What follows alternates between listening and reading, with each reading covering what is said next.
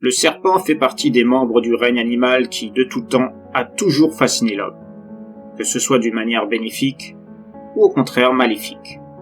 Mais il n'a jamais laissé indifférent. Même des œuvres telles que la Bible fait référence à cet animal. Et d'un point de vue général, il est présent dans la quasi-totalité des religions et mythes divers du monde. Nombre de sectes ou groupuscules religieux du même niveau l'ont choisi comme symbole de leur ordre, représenté sous sa forme complète, ou bien en contour, ou encore des parties bien spécifiques, crocs, tête, yeux ou queue, voire sa représentation en idéogramme. Dire que le serpent est pratiquement associé à l'homme est peu dire, tellement on le voit régulièrement lié à celui-ci dans différents domaines. Religion donc, mais aussi commerce, santé, bien-être, astrologie, art, industrie, jeux. Le fameux caducée pharmaceutique n'est-il pas un serpent? Le symbole infini ne représente-t-il pas un serpent qui se mord la queue? Et on ne compte plus les différentes utilisations des parties du corps du serpent, quel que soit le domaine. Poison, maroquinerie, vêtements, alimentation, remèdes, protection. De tous les animaux, c'est de loin celui que l'on peut retrouver dans tous les pays, que ce soit sous forme physique ou bien picturale. Très rares sont les régions où cet animal n'est pas présent, que ce soit des espèces sans danger, ou au contraire est synonyme de mort rapide en cas de morsure. Sa relative discrétion dans certaines régions ou situations, notamment les hautes herbes, sa rapidité d'attaque, sa dangerosité, son aspect qui fait que même s'il n'est pas venimeux entraîne un recul de tout un chacun, a fait que très rapidement cette fascination s'est accompagnée de mythes divers le concernant. Que ce soit sous forme de déification, comme dans l'ancienne Mésopotamie ou en Égypte, ou encore sous forme de gardien de lieux tabous, comme des temples ou des ruines. Parmi ces mythes, la plus représentative de ces créatures est incontestablement le Naga, l'homme serpent, et sa version féminine, la Nagi, qui trouve sa source dans des mythes encore plus anciens, mais reste associé très fortement à un pays aussi grand en taille qu'en force commerciale et religieuse, l'Inde.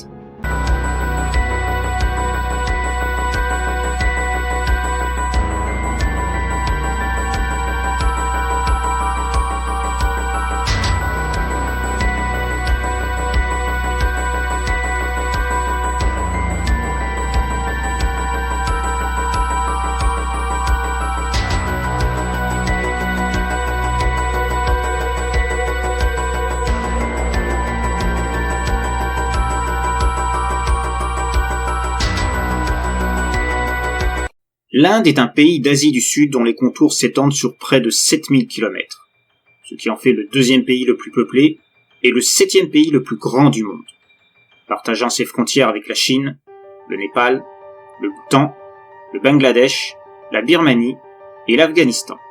C'est le foyer de civilisation parmi les plus anciennes du monde, datant de 3000 avant Jésus-Christ, et comportant 4 religions majeures, l'hindouisme, le jaïnisme, le bouddhisme et le sikhisme, auxquels se sont rajoutés depuis le premier millénaire le zoroastrisme, source astrologique devenue l'équivalent de l'horoscope chinois et de celui occidental, le christianisme et l'islam.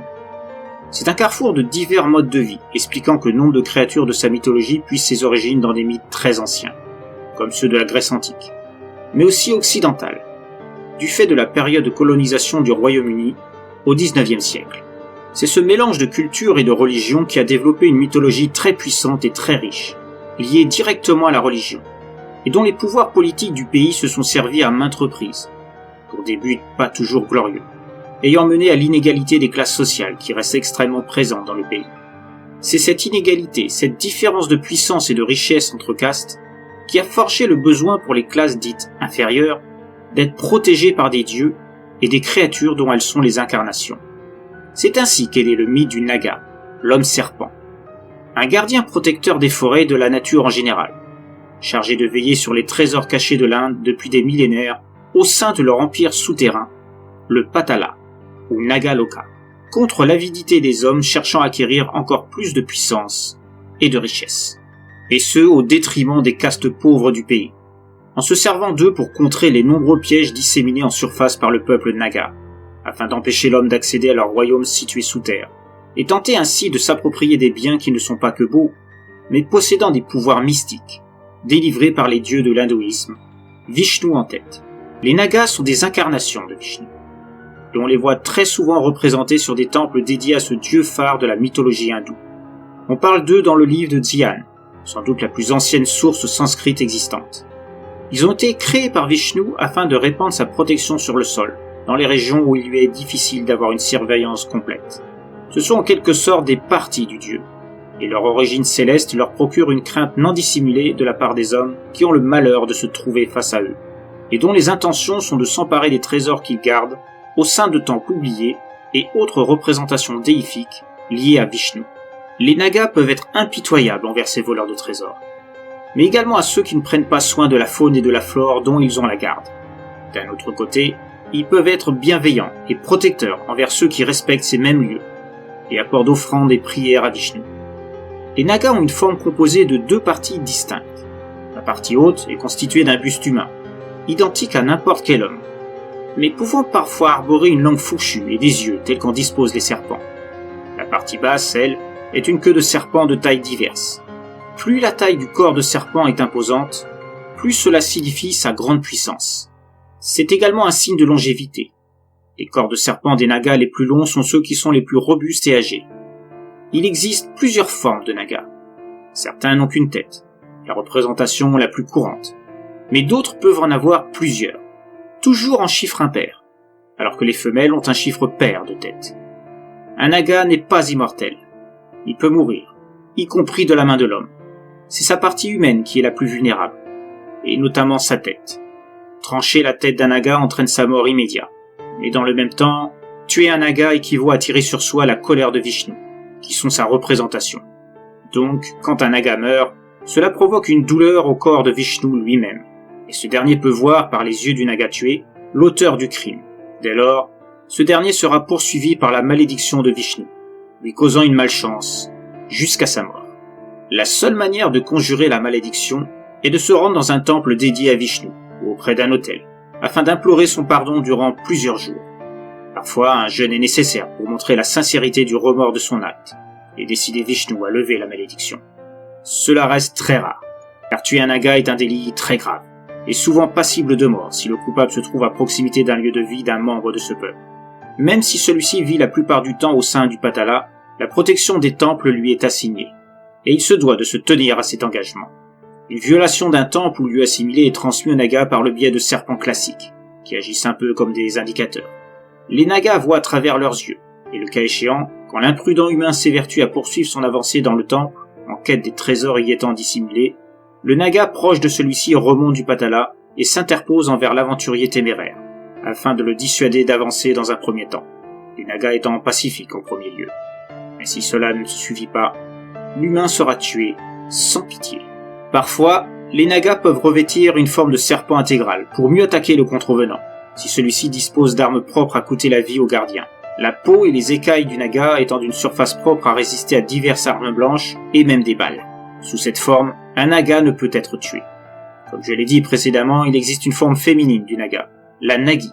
Si l'aspect visuel des Nagas peut être varié, allant d'un visage jeune à un plus âgé, celui des Nagis est toujours celui d'une femme d'une grande beauté. Les Nagis ne sont pas contre le fait d'avoir des relations avec les humains qui sont à leur goût. Pour un humain, avoir été choisi par une Nagi est considéré comme un don du ciel, qui n'est accordé qu'à de rares chanceux. Nombre de dirigeants politiques de l'époque de la colonisation se sont servis de ce mythe pour asseoir leur pouvoir, en prétendant être les enfants issus de l'union de leur père avec une Nagi. Il existait d'ailleurs une caste qui revendiquait avoir toute sa famille née d'elle depuis des millénaires, ceci afin de dissuader toute tentative de meurtre envers les dirigeants de leur caste. Comme je l'ai dit auparavant, tuer un Naga peut faire naître une malédiction. C'est également valable pour les Nagis et les enfants de celle-ci. La simple menace de représailles divines suffisait à empêcher tout acte mortel envers ces castes indiquant être des descendants de cette créature. Parmi celles-ci, on peut citer les dynasties de Manipur, dans le nord-est de l'Inde, les Pallavas, dans le sud, et la famille dirigeante de Funan, l'ancienne Indochine, chacune revendiquant leur descendance due à l'union d'un humain et d'une Nagi parmi leurs aïeux. Cependant, il faut préciser que la tête de serpent d'origine des Nagis remplace parfois sa tête humaine durant la nuit, pendant leur sommeil. D'autres mythes incluant les Nagas existent, tel celui de la déesse Kadru, qui aurait eu 1000 enfants, et qui vivrait encore aujourd'hui parmi nous sous sa forme humaine, et ses enfants sous forme de serpents dispersés dans toute l'Inde. ce qui est à l'origine de certaines traditions dans de petits villages interdisant de tuer un serpent, car étant un enfant de Kadru, afin de ne pas s'attirer la colère de celle-ci, réduisant le tueur à l'état de serpent, pour compenser la perte. Parmi ces enfants figure Shesha, considéré comme le roi des Nagas, et Manasa, qui serait la reine. Il existe d'autres légendes liées à Manasa. On raconte que celle-ci vivrait dans un royaume composé de fidèles très croyants, en plein cœur de la jungle, en un lieu ne pouvant être trouvé que par certains audacieux. Celui qui parviendrait à trouver ce lieu et parviendrait à séduire Manasa aurait la vie sauve, mais serait condamné à vivre au sein du village constituant le royaume de celle-ci.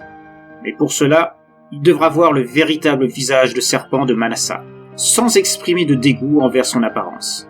Si tel est le cas, l'humain coupable de cet affront sera mordu par Manasa. Son corps se desséchera, son fluide vital servant de repas à la reine, et son corps rejoindra les autres qui, avant lui, ont été coupables du même délit, exposés à l'état de squelette, gardant sa tête humaine. Ces mêmes mythes indiquent que certains ont réussi à fuir après avoir été mordus par Manasa, et qu'on aurait retrouvé leur corps desséché dans la jungle, contribuant à la légende.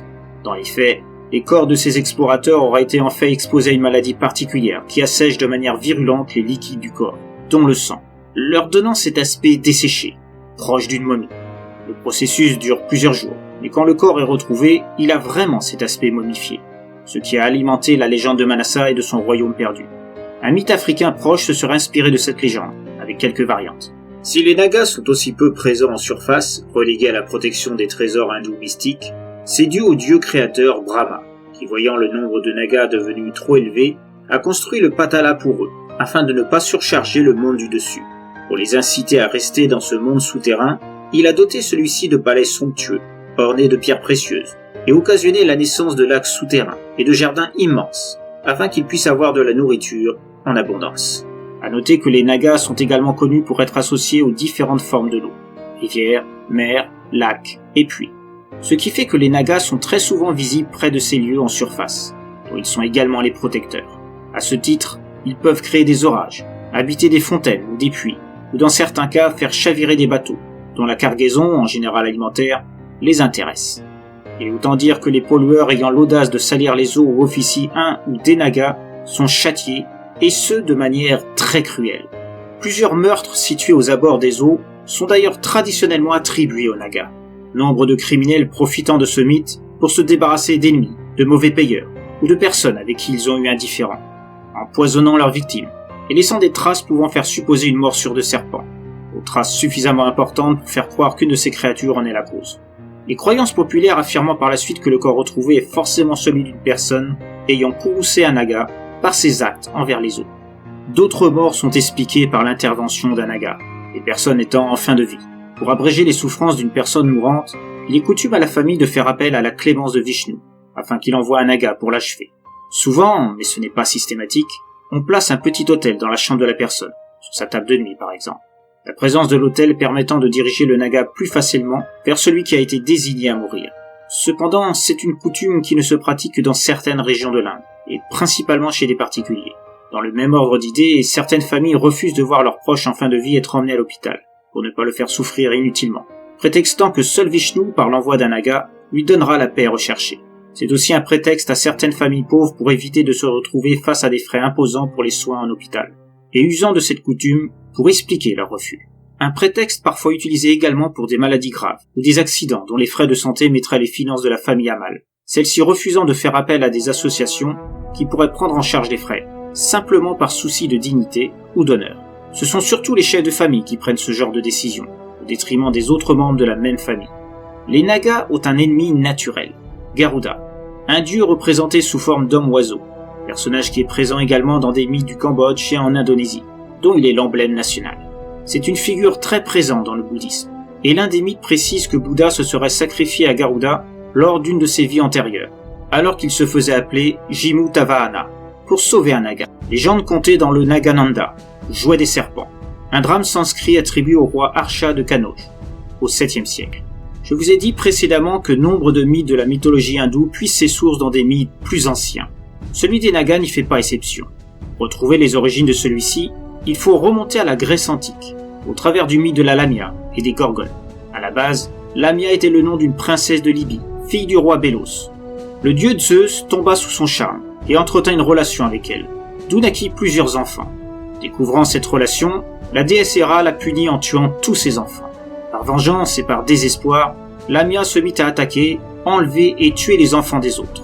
La laideur de ses actes et de son cœur entraîna une métamorphose de celle-ci, lui rendant un visage horrible. Zeus, horrifié de ses actes, lui donna un corps de serpent afin de limiter ses déplacements, et qu'elle ne puisse plus se glisser dans les maisons pour enlever les enfants. Dans le même temps, il lui offrit le pouvoir d'enlever ses yeux, afin qu'elle ne puisse pas voir ce qu'elle était devenue. Lamia s'exila dans une grotte près de Delphes, sur le mont Kirphis, terrorisant la région, et exigeant de la ville proche qu'on lui sacrifie un enfant chaque jour. En contrepartie, elle protégeait la ville et permettait de rendre fertiles les champs, ainsi que les femmes, pour compenser le tribut exigé.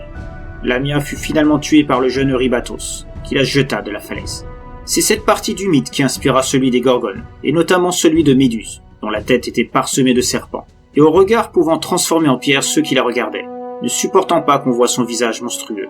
Comme pour Lamia, la Gorgone demandait un tribut sous forme de jeunes enfants pour que les habitants proches ne subissent pas une pétrification complète de ses habitants, et voient leur récolte être abondante, par la protection des eaux où elle aimait se baigner à la tombée de la nuit.